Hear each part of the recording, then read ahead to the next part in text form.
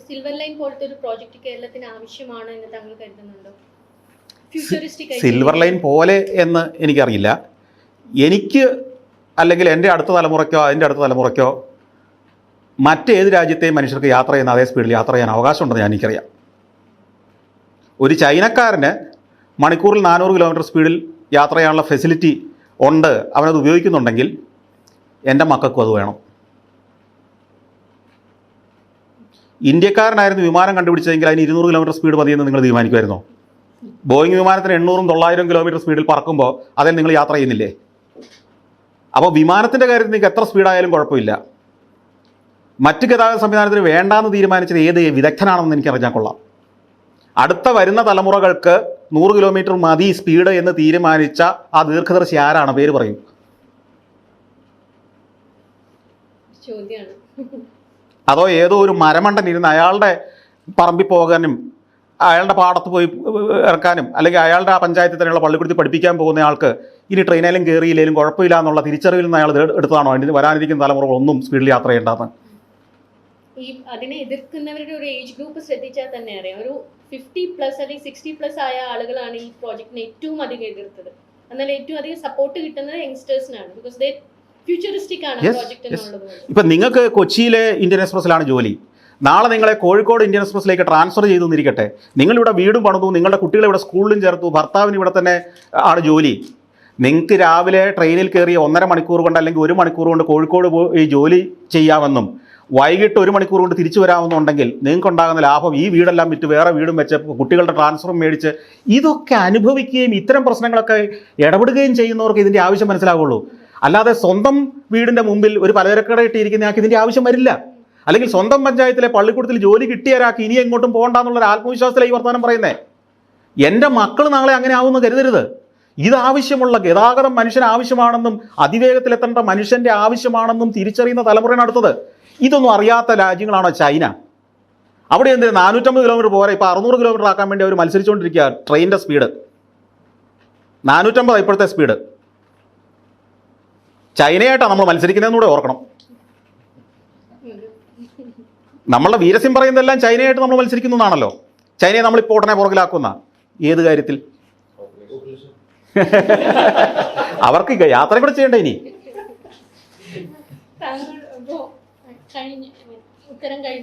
അല്ല, എനിക്ക് അത് കൂടുതൽ എന്താ പറയാ,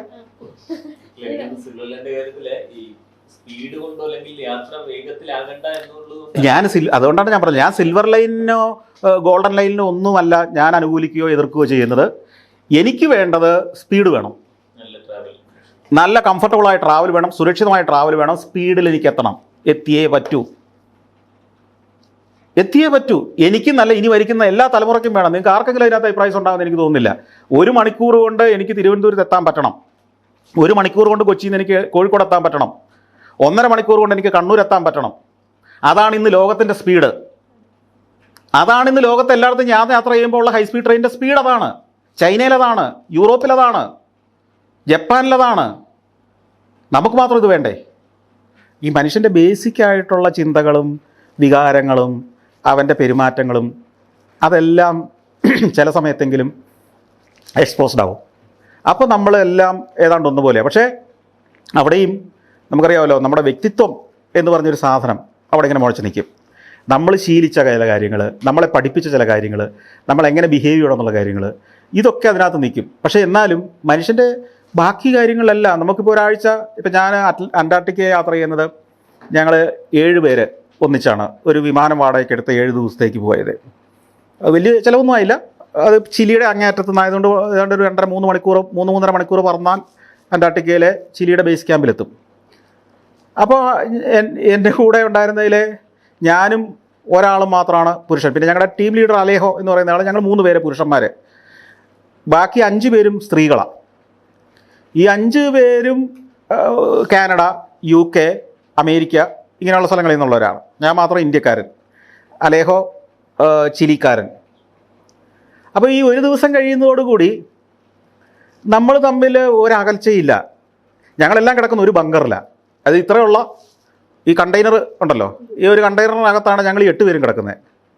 തുണി മാറുന്നതും ഭക്ഷണം കഴിക്കുന്നതും അതിന് പുറത്തൊരു ടോയ്ലറ്റ് ഉണ്ട്. ഇതാണ് ഞങ്ങൾ ആണുങ്ങളും പെണ്ണുങ്ങളും എല്ലാം യൂസ് ചെയ്യണ്ടേ. അപ്പോൾ ഞാൻ പറഞ്ഞത് ഇവരെല്ലാം പാശ്ചാത്യ സമൂഹത്തിൽ നിന്ന് വന്നതാണ്, അവരുടെ ജീവിതചര്യ വ്യത്യസ്തമാണ്, അവരുടെ വീക്ഷണം വ്യത്യസ്തമാണ്, ഒക്കെ ആണെങ്കിലും കുറച്ച് കഴിയുമ്പോൾ ഇതെല്ലാം ഒന്നാകും. അത് കുറേയൊക്കെ നമ്മൾ അവരിലേക്ക് നമ്മൾ വളരും, അല്ലെങ്കിൽ അവരുടെ ചില സിസ്റ്റങ്ങൾ കൊള്ളാമെന്ന് എനിക്ക് തോന്നും. പ്രശ്നങ്ങൾക്കെല്ലാം സൊല്യൂഷൻ ഉണ്ടെന്ന് ഞാൻ എപ്പോഴും കണ്ടുപിടിക്കുന്ന ഇവരിൽ നിന്നാണ്. ഇപ്പോൾ അന്റാർട്ടിക്കയിലൂടെ നടക്കുമ്പോൾ ഞങ്ങളുടെ ഉണ്ടായിരുന്ന ഒരു ലേഡി, ഇവരെല്ലാം പ്രായമുള്ളവരുമാണ്, അവരുടെ ആ സ്പിരിറ്റാണ്. 70 വയസ്സുള്ള ഒരു അന്റാർട്ടിക്ക പര്യവേഷണത്തിൽ കൂടെ ഉണ്ട്, സ്ത്രീകൾ 2 പേര്, ചേട്ടത്തി അനിയത്തിയും കൂടെ. അപ്പോൾ അതിലൊരു ചേട്ടത്തിയുടെ ഷൂസിൻ്റെ സോള് പൊളിഞ്ഞു പോയി ഐസിനകത്തോടെ നടന്ന്. അപ്പോൾ അന്റാർട്ടിക്കയിൽ അറിയാമല്ലോ, ഈ പറഞ്ഞ എത്ര കെയർഫുള്ളായിട്ട് നടന്നാലാണ് ഹെൽത്തിൻ്റെ പ്രശ്നം. അല്ലെങ്കിൽ ഇവർക്ക് പിന്നെ ഷൂസൊന്നും അവിടെ കിട്ടാനില്ല. അന്റാർട്ടിക്കയിലെ ബേസിക് മിനിമം സാധനങ്ങളല്ലേ എവിടെയുള്ളൂ. അപ്പോഴേ അലോഹ പോകുന്നു, അവിടെ വെയിറ്റ് ചെയ്യാൻ പറയുന്നു. ഇയാൾ പോയിട്ട് ഒരു ടേപ്പോ എന്തൊക്കെ സാധനം എടുത്തുകൊണ്ട് വരുന്നു. 15 മിനിറ്റ് കൊണ്ട് അയാൾ അതെല്ലാം റിപ്പയർ ചെയ്ത് നേരെയാക്കി കൊടുക്കുന്നു. അതായത് എന്തും ഏതും എവിടെ സാധ്യമാകുകയാണ്. അല്ലാതെ ഇതിനൊന്നും ഒരു തടസ്സം പിന്നെ വരികയല്ല. ഈ വെച്ച് കിട്ടിയ ഷൂസുമായിട്ടാണ് പിന്നെ 6 ദിവസം നടക്കുന്നതെന്നുള്ളൂ. അപ്പം അതൊന്നും അവർക്കൊരു നാണക്കേടുമല്ല. കാര്യം നടക്കുക, അതിന് സൊല്യൂഷൻസ് ഉണ്ട് ഏത് പ്രശ്നത്തിനും. ഇപ്പോൾ അങ്ങനെ ഇങ്ങനെയുള്ള ആളുകൾ, അതുപോലെ തന്നെ ഞാനൊരു 22-23 ദിവസം കിഴക്കൻ യൂറോപ്പിൽ കൂടെ, റഷ്യ, ഫിൻലൻഡ്, സ്വീഡൻ, കിഴക്കൻ Russia, Belarus, Poland, check republic, ഇങ്ങനെയുള്ള സ്ഥലങ്ങളുടെ ബസ്സിൽ ഒരു 10-40 പേരുടെ കൂടെ പോയി. അപ്പോൾ ഈ 40 പേരുടെ കൂടെ 23 ദിവസം നമ്മൾ പോകുമ്പോൾ നമ്മൾ മാത്രമാണ് ഇന്ത്യക്കാരൻ. ബാക്കിയുള്ളതൊക്കെ കാനഡയിൽ നിന്ന്, ഓസ്ട്രേലിയയിൽ നിന്ന്. അപ്പോൾ ഒരു കുടുംബമാകുകയാണ് 1-2 ദിവസം കഴിയുമ്പോഴത്തേക്കും. പിന്നെ നമ്മൾ ഇവരുമായിട്ട്, അപ്പോൾ ഇവരുടെ വീക്ഷണം, ഇവർ കാര്യങ്ങളെ കാണുന്നില്ല. ഇതിൽ നിന്നൊക്കെ അനലൈസ് ചെയ്തിട്ടാണ് ഞാൻ അഭിപ്രായങ്ങൾ രൂപീകരിക്കുന്നത്. അല്ലാതെ പോയിട്ട് എൻ്റെ അഭിപ്രായം പറയുന്നതല്ല. അവർ നമ്മളെ എങ്ങനെ കാണുന്നു. പലർക്കും എന്നോടൊക്കെ അന്നൊരു ഒരു ഒരു കൊച്ചു കുട്ടിയോടുള്ളൊരു വാത്സല്യമാണ്, അല്ലാതെ മുതിർന്നയാളോടുള്ള ഒരു ബഹുമാനമല്ല. അതിൻ്റെ അർത്ഥം ബുദ്ധിയുള്ള ഒരാൾക്ക് മനസ്സിലാവും. പാവം ഇന്ത്യക്കാരൻ, അവനെ നമ്മളൊന്ന് കെയർ ചെയ്യണ്ടേ എന്നതാണ് അതിൻ്റെ അടിയിലുള്ള ഫീല്. മനസ്സിലായില്ലേ? എന്നാൽ എൻ്റെ പ്രായമുള്ള ഒരു അമേരിക്കക്കാരനാണെങ്കിൽ അങ്ങനെ അവർ പെരുമാറില്ല. അപ്പോൾ അതൊക്കെയാണ് ഞാനീ പറഞ്ഞത്. അതവർ നമ്മളെ അപഹസിക്കുന്നതല്ല, പരിഹസിക്കുന്നതല്ല. അത് ഇവനിതൊന്നും കണ്ടിട്ടില്ലാത്തതല്ലേ പാവം, നമ്മൾ വേണ്ടേ അവനെ ഇതൊക്കെ കാണിച്ചു കൊടുക്കാൻ എന്നുള്ളതാണ് അവരുടെ ഒരു സ്നേഹപൂർവ്വം ചെയ്യുന്നത്. അതൊക്കെ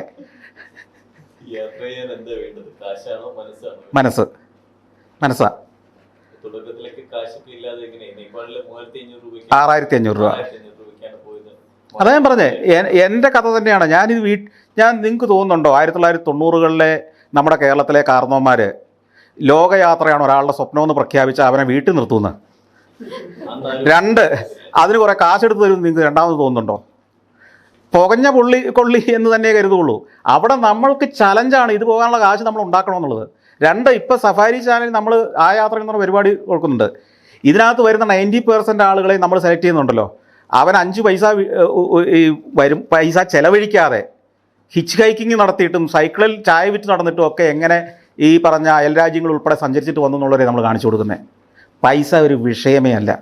ഞാൻ പലപ്പോഴും പറഞ്ഞിട്ടുണ്ട്, 100 രൂപ ഒരു ദിവസം മാറ്റി വെച്ചാൽ അവർക്കൊക്കെ വിദേശയാത്ര നടത്താം.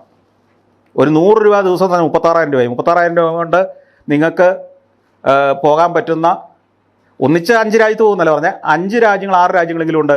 36,000 രൂപ മതി നിങ്ങൾക്ക് പോകാൻ. ഇപ്പം നേപ്പാളിൽ പോയാൽ 36,000 രൂപ മതി. ശ്രീലങ്ക പോയിട്ട് വരാൻ 36,000 രൂപ മതി. മാൽദീവ്സ് വേണമെങ്കിൽ 36,000 രൂപയ്ക്ക് പോയിട്ട് വരാം. തായ്ലൻഡിൽ 36,000 രൂപയ്ക്ക് വേണമെങ്കിൽ നിങ്ങൾക്ക് പോയിട്ട് യാത്ര ചെയ്തിട്ട് വരാം. ചില അറബി രാജ്യങ്ങളിൽ നിങ്ങൾക്ക് 36,000 രൂപയ്ക്ക് പോയിട്ട് വരാം. മനസ്സാണ്. 5 വർഷം നിങ്ങൾക്ക് പോകാനുള്ള ഐറ്റിനറി ഞാൻ തരാം, വർഷത്തിലൊരു രാജ്യം വെച്ച്. ഈ എൻവയോൺമെന്റ് കോൺഫ്ലിക്റ്റ് ഉള്ള പല രാജ്യങ്ങളിലും പോയി കേരളത്തിന് സമാനമായിട്ടുള്ള സിസ്റ്റം. എന്താണെന്ന് വെച്ചാൽ, ഇവിടെ ഇപ്പം വനത്തിനോട് ചേർന്ന പ്രദേശത്ത് താമസിക്കുന്ന ആൾക്കാർ വനത്തിൽ നിന്ന് ഇറങ്ങുന്ന കടുവയായാലും ആനയായാലും എല്ലാത്തിനെ കൊല്ലണം എന്ന് പറയും. മറുഭാഗത്ത് അരിക്കൊമ്പന് വേണ്ടി കവിത എഴുതുന്നു, അരിക്കൊമ്പന് റൊമാൻറ്റിക് ഹീറോയാവുന്ന സിനിമ എടുക്കും. ഈ കോൺഫ്ലിക്റ്റിംഗ് ഇത് പലയിടത്തും ഉണ്ട്. പക്ഷേ ഇപ്പോൾ ചില രാജ്യങ്ങൾ എന്താ വെച്ച് കഴിഞ്ഞാൽ അവരുടെ നിയമം കുറേ കൂടെ ഫ്ലെക്സിബിളാണ്. അതായത് എനിക്ക് തോന്നിയിട്ടുള്ള പലയിടത്തും നിയമം ഫസ്റ്റ് പ്രയോറിറ്റി മനുഷ്യനാണ് കൊടുക്കുന്നത്. പല രാജ്യങ്ങളിലും ഈ നിയമം ഉണ്ടാക്കിയത് മനുഷ്യൻ തന്നെയാണല്ലോ. അപ്പോൾ അതുകൊണ്ട് തന്നെ ഫസ്റ്റ് പ്രയോറിറ്റി മനുഷ്യനാണ്. ഇപ്പോൾ ഒരു മൃഗം ഒരു മനുഷ്യനെ ആക്രമിക്കാൻ വരുന്ന ഘട്ടത്തിൽ മൃഗത്തെ കൊല്ലാം എന്നുള്ളതാണ് പല രാജ്യങ്ങളിലെ നിയമത്തിൻ്റെ അന്തസത്ത. മനുഷ്യൻ്റെ ജീവന് മൃഗം ഭീഷണിയായാൽ മൃഗത്തെ വധിക്കാമെന്ന് ചിന്തിക്കുന്ന ഒത്തിരി രാജ്യങ്ങളുണ്ട്. അതുപോലെ തന്നെ ചില മൃഗങ്ങൾ ഇവർക്ക് കണക്കുണ്ട്. അവിടെ എത്ര മൃഗമാകാം ഒരു പർട്ടിക്കുലർ എക്കോസിസ്റ്റത്തിൽ. അതിൽ കൂടുതലായാൽ അതിനെ ഹണ്ട് ചെയ്യാം എന്ന നിയമമുണ്ട്. ഇപ്പോൾ അമേരിക്കയിൽ, ഓസ്ട്രേലിയയിലൊക്കെ ഹണ്ടിങ് ലോ ഉണ്ട്. ഇത്ര സമയമാകുമ്പം വനംവകുപ്പ് അറിയിക്കും, ഈ സീസൺ മുതൽ അടുത്ത 6 മാസത്തേക്ക് നിങ്ങൾക്ക് ലൈസൻസ് ഉള്ള തോക്കുള്ളവർക്ക് പോയി ഹണ്ട് ചെയ്യാം, ആ മൃഗത്തെ എടുക്കാം, അവർക്ക് ഹണ്ട് ചെയ്തെടുക്കുക. അപ്പോൾ ആ ഹണ്ടിങ് സീസണുകളുണ്ട്. ഇത് സ്വീഡനിലുണ്ട്, നോർവേയിലുണ്ട്, പല രാജ്യങ്ങളിലും അങ്ങനെയുണ്ട്. അപ്പോൾ അങ്ങനെ സിസ്റ്റമാറ്റിക് നമ്മൾ എഴുതി വെച്ച ഒരു നിയമം കാലാനുസൃതമായിട്ട് നമ്മൾ ചില കാര്യങ്ങളിൽ പരിഷ്കാരം വരുത്തുന്നതും തെറ്റില്ലെന്ന് എൻ്റെ ഒരു അഭിപ്രായം. കാരണം വെച്ച് കഴിഞ്ഞാൽ ഉദാഹരണത്തിന് കാട്ടുപന്നി ആവശ്യത്തിലധികം അങ്ങ് ആയെന്ന് വിചാരിച്ചേ, പന്നിയെ ഒരിക്കലും കൊല്ലരുതെന്ന് നമ്മൾ എഴുതി വെച്ചതിനൊരു കാരണം കാണും, കാട്ടുപന്നിയെ. എന്നാൽ അത് വലിയൊരു ശല്യം, അത് വനത്തിനകത്ത് തന്നെ ശല്യം ഉണ്ടാക്കുന്നൊരു സ്ഥിതിയിലേക്ക് എത്തിയാലോ?